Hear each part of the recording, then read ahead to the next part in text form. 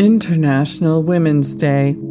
On this International Women's Day, I want to dedicate my time, focus, and energy on the women of the Ukraine.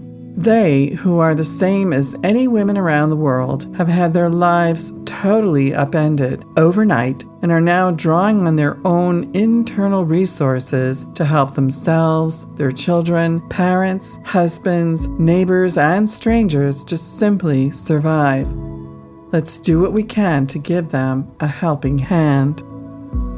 I don't need to tell you what's going on in Eastern Europe. In Ukraine, our brothers and sisters are being hit with an onslaught of bombs and soldiers unleashed by a man who is mentally unfit to rule himself, never mind a country with nuclear weapons. He fears the loss of his power, thinking it is only measured by how many people and countries he can rule over, and has shoved aside any thought of how this may impact the lives of those living the day-to-day joys of family, work, creativity, and growth. He doesn't care about that. All he sees is himself in the small ego sense which seeks to kill and destroy all that is around it in order to build up a small sense of self. I am not here to proselytize about men in power. This has been in our history since it has been recorded. Before that, we really don't know the role women had, although there is evidence that matriarchal societies were abundant.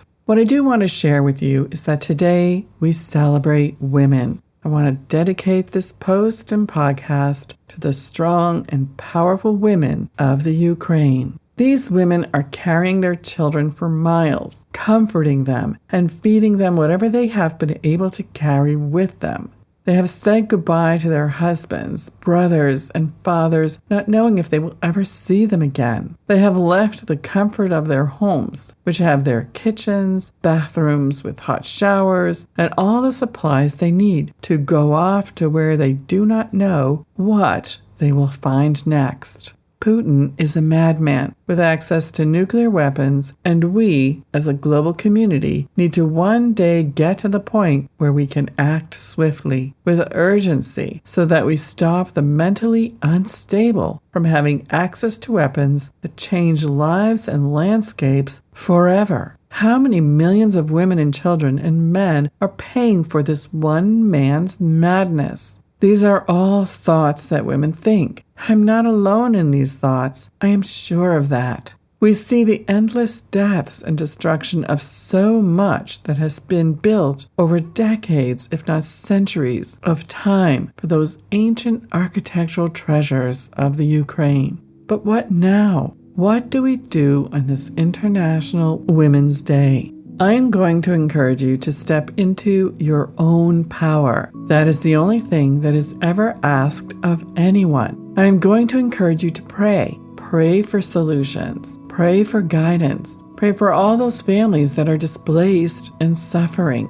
And finally, I am going to ask you to think of what kind of actions you can take.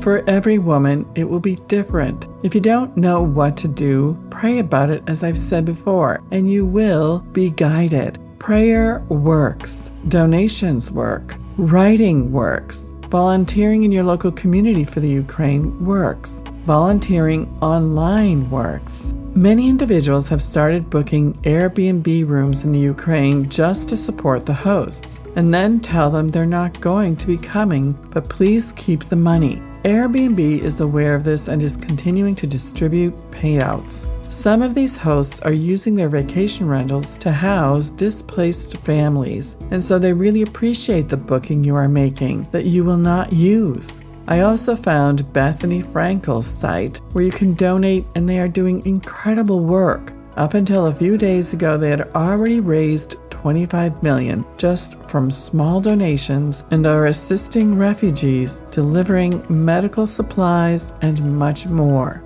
There are lots of things you can do. Pray first, then act on your guidance. In celebration of women around the world, let's make things right. Much love to you all, Suzanne.